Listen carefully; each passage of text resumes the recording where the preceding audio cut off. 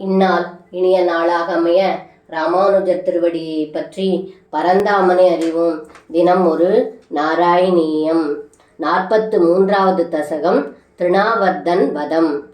துவாமே கதா குருமருத்புரநாத ஓடும் காடாதிரூடகரிமானமபாரயந்தி மாதாநிதாய சயனே கிமிதம் பதேதி தியாயந்த்யசேட்டதக்ருஹேஷு நிவிஷ்ட சங்கா.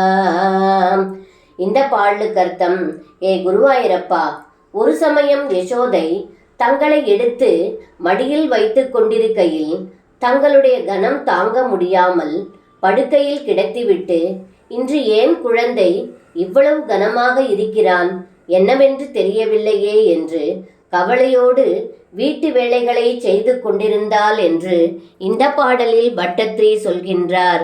சர்வம் கிருஷ்ணார்ப்பணம். ஸ்ரீ குருவாயூரப்பன் திருவடிகளே சரணம்.